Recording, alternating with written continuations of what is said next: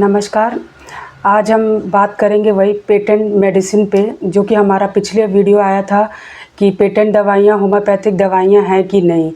तो उसमें एक व्यूअर का क्वेश्चन था कि जो होम्योपैथिक जो पेटेंट दवाइयाँ हैं वो किसी सैद्धांतिक या व्यवहारिक उसका पक्ष क्या है। तो इस पे उन्होंने अपना प्रश्न उठाया है, तो आज हम इसी पे बात करेंगे। तो सर, आज हम जानेंगे कि जो ये पेटेंट मेडिसिन है तो वो किसी सिद्धांत पे आधारित है कि नहीं। तो ये आप बताएं सर। धन्यवाद। एक व्यूअर के द्वारा अपना मत व्यक्त किया गया था कि सर पेटेंट दवाएं होम्योपैथी हैं या नहीं।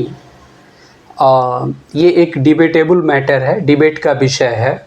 तो कृपया आप उसके जो सैद्धांतिक पक्ष और व्यवहारिक पक्ष हैं दोनों पे उसको प्रकाश डालें।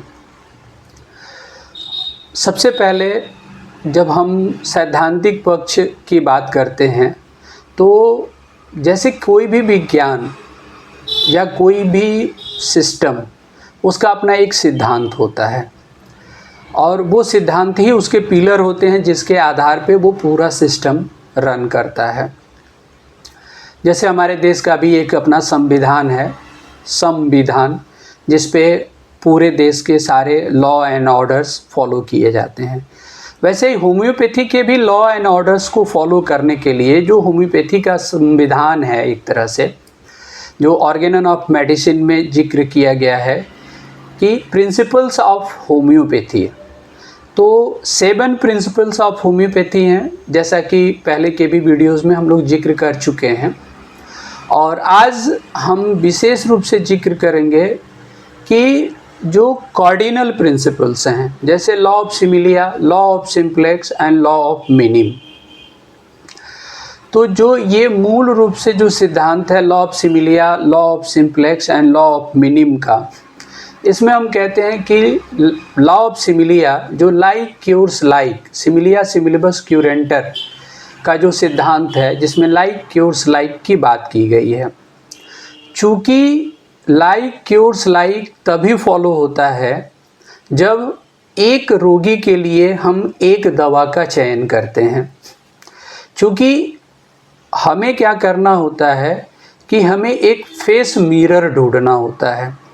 जैसे जब हम कोई भी पेशेंट के जो सारे सिम्टम्स लेते हैं, लेने के बाद उसको इवेलुएट करते हैं और उसका टोटलिटी ऑफ सिम्टम बनाते हैं, जिसके आधार पर हम सिमिलिमम दवा का चयन करते हैं।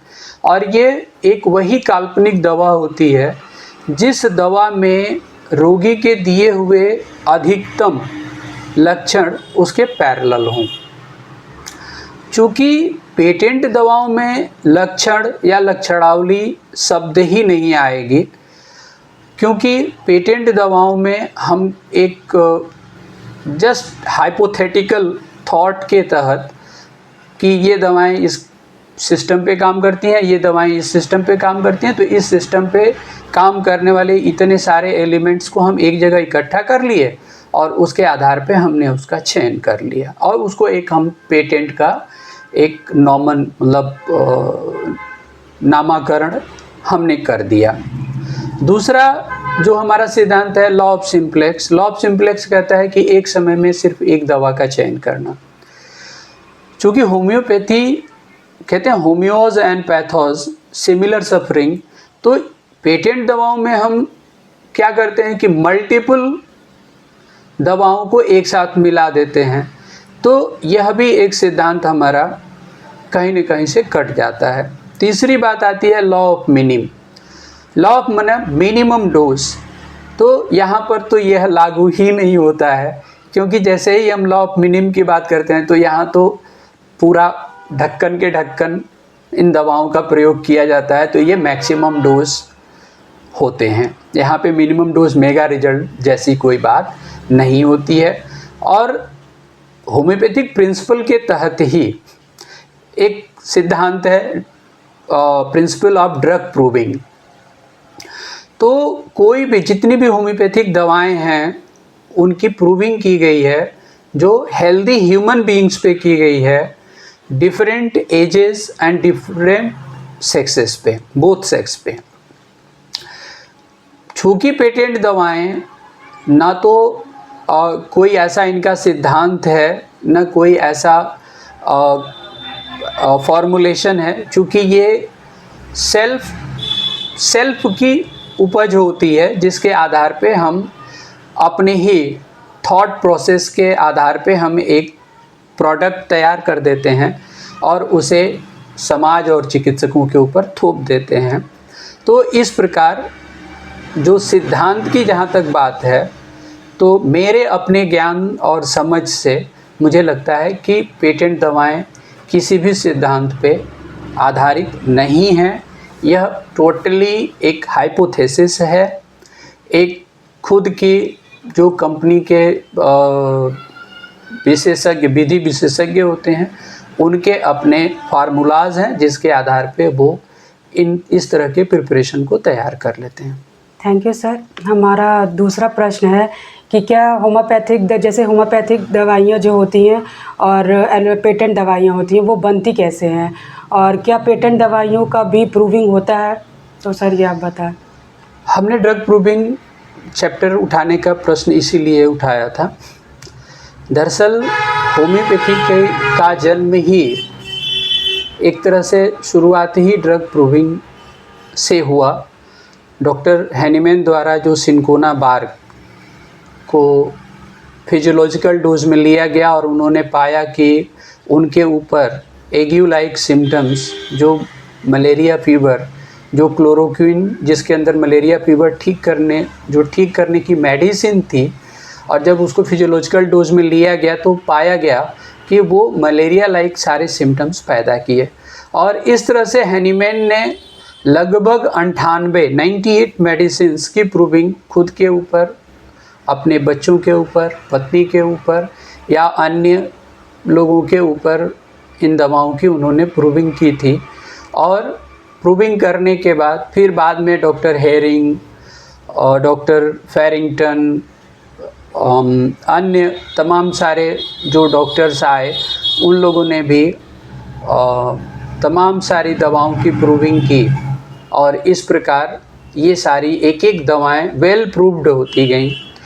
अगर आज के डेट में अगर हम एक प्रश्न उठाएं और एक बात अगर हम कहें कि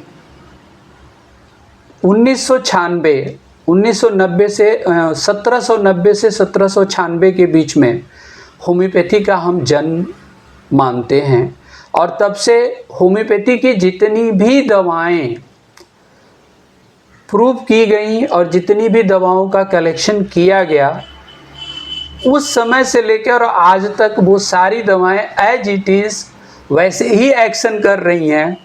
उस समय की जो रस्टक्स, बेलाडोना, व्रेनिया, जो भी दवाएं, एकोनाइट, हम जिन भी दवाओं का नाम लें, और एज इट इज़ वो 250 से ऊपर साल होने जा रहे हैं और वो दवाएं वैसे के वैसे ही हैं। लेकिन अगर हम भौतिक रूप से काम करने वाली दवाओं को लेंगे तो वो दवाओं को देखेंगे कि उनके फर्स्ट जनरेशन आए, सेकेंड जनरेशन आए, थर्ड जनरेशन आए, फोर्थ, फिफ्थ, सिक्स, सेवेंथ, मतलब जनरेशन दर जनरेशन वो चेंज होते जाते हैं। आए दिन दवाओं पे बैन लगती जाती है और सारी चीज़ें होती जाती हैं।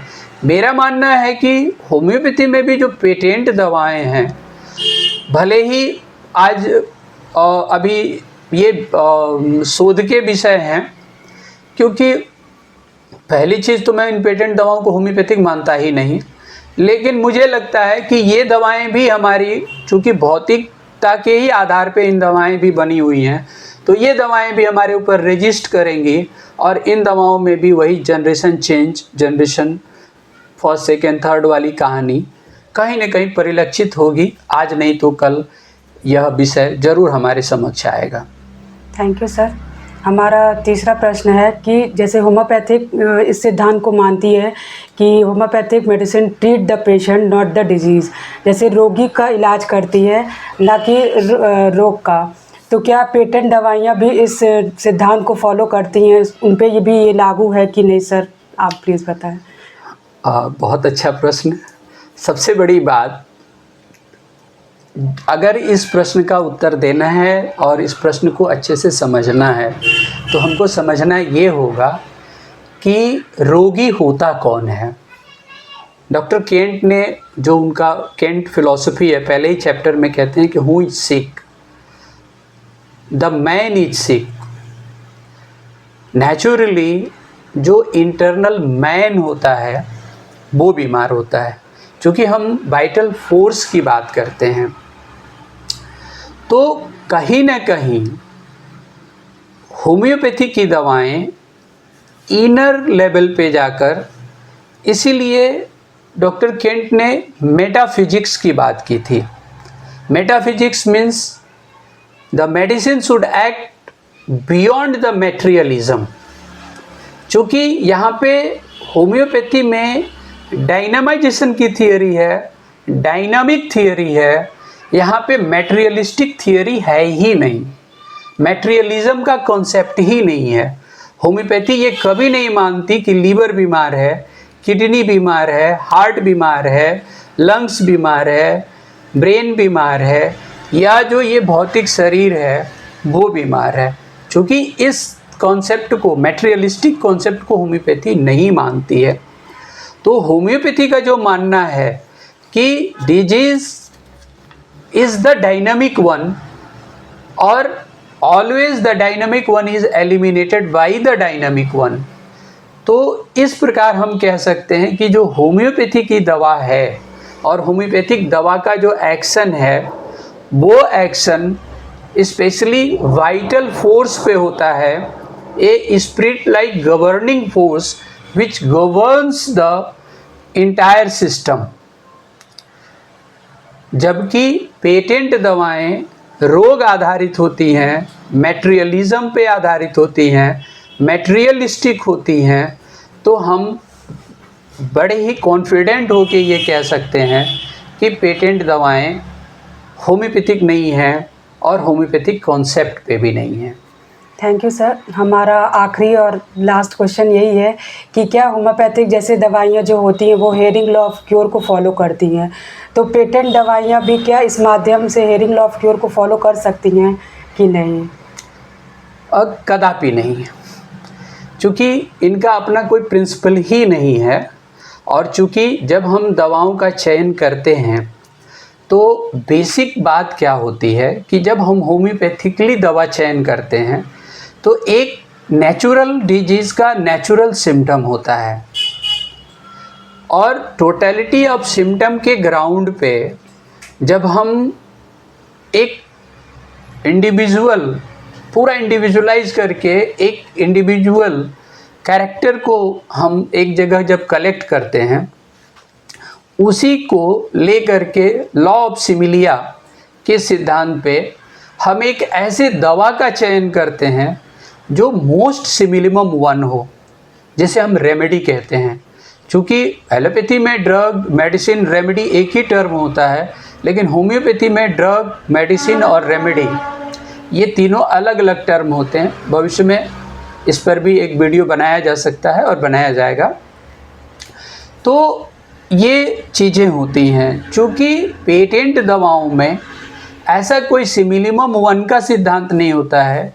पेटेंट दवाओं में चूँकि कोई डायनामाइजेशन की थियरी और डायनामिक कॉन्सेप्ट नहीं होता है, चूँकि ये टोटल डिजीज़ कॉन्सेप्ट पे आधारित होता है, रोग पे आधारित होता है, तो ऐसे में क्योर ही फॉलो अप नहीं होता है। यहाँ पर केवल एक सप्रेशन का मॉड्यूल फॉलो होता है, चाहे वो पैलिएशन का मॉड्यूल फॉलो होता है, जो रोगी को क्षणिक लाभ दे सकता है, उसके सिम्टम्स को कुछ समय विशेष तक दबा करके रख सकता है, लेकिन उसको मतलब हटा नहीं पाता है। और चूँकि हेरिंग्स लॉ ऑफ क्योर को फॉलो करने के लिए आपका बेस्ट फर्स्ट प्रिस्क्रिप्शन होना चाहिए, जो प्रिस्क्रिप्शन, और वही यह निर्धारित भी करता है कि हम अगर उस मानक पे खरे उतरते हैं तभी हमने सही से मोस्ट सिमिलिमम रेमेडी का सिलेक्शन किया है। अदरवाइज़ ऐसा कोई फॉलोअप्स नहीं आता है कि रोग जो है एबव डाउनवर्ड हो या विद इन आउटवर्ड हो या most vital organ to less vital organ हो या रिवर्स ऑर्डर में हो कि the removal of the disease in the reverse order, which will come first go last and which will come last go first. धन्यवाद। ये आज का विषय थोड़ा कंट्रोवर्शियल है, लेकिन हमने इस दोनों विषय का एक कंपैरेटिव सैद्धांतिक पक्ष क्या है उसे रखने का प्रयास किया है। सच्ची हृदयता से एक सच्चा मार्गदर्शक के रूप में एक सच्चा मार्गदर्शन देने का प्रयास किया है। किसी के प्रति मेरी कोई दुर्भावना या कोई गलत इंटेंशन नहीं है। और व्यवहारिक पक्ष में भी मेरा अपना मानना है कि होम्योपैथी की प्योर होम्योपैथी की दवाएं और प्योर हैनीमैन का सिद्धांत अपने आप में सक्षम है पूरी होम्योपैथी को समझाने और समझने और मार्गदर्शन करने के लिए। तो ऐसे में समाज हित, जनहित, राष्ट्रहित एवं चूँकि यहाँ पे एक शब्द और कह के मैं अपनी वाणी को विश्राम दूंगा, चिकित्सक का उद्देश्य क्या है? कहते हैं कि स्वस्थस्य स्वास्थ्य रक्षणम आतुरस्य विकार प्रशमनम च, यानी इसी चीज़ को first aphorism Organon of medicine में स्पष्ट किया गया है कि the high and only mission of the physician is to restore the sick to health i.e. Cure as it is term. दरअसल क्योर जो टर्मिनोलॉजी है, एज इट इज टर्म क्यों कहा गया, और क्योर जो टर्मिनोलॉजी है, क्योर का मतलब होता है कि to be care, and care of home, care of the patient and care of the disease. यानी कि हमारा उद्देश्य सिर्फ ये मात्र भर नहीं है कि हम कोई रोगी को क्षणिक लाभ दे दें, क्षणिक सुविधा प्रदान कर दें, बल्कि रोग का सैद्धांतिक रूप से, मूल रूप से शमन करना एवं उसके स्वास्थ्य की रक्षा भी करना, ये हमारा चिकित्सक का उद्देश्य है। क्योंकि जब तक हम अपने उद्देश्य का अनुपालन नहीं करेंगे, हम सही कुछ नहीं दे सकते हैं। आज का वीडियो कैसा लगा? और मुझे उम्मीद है कि आप सब लोगों को बहुत पसंद आएगा। अगर मेरा वीडियो अच्छा लगता है तो कृपया आप अपने सुझाव दें। एक सुझाव पर ही आज का वीडियो बनाया गया है, तो सुझाव पे आगे भी वीडियो बनते रहेंगे और बनाए जाएंगे। साथ में हमारा चैनल सब्सक्राइब भी करें, लाइक भी करें, बेल आइकॉन पे बटन दबा करके रखें ताकि जो भी मैं वीडियो बनाऊं और भेजूं वो आप तक आसानी से पहुंच जाए और हमारे विचारों को आप समझ सकें। आप अपना सुझाव, कीमती सुझाव हमें अवश्य दें। इसी के साथ धन्यवाद, नमस्कार।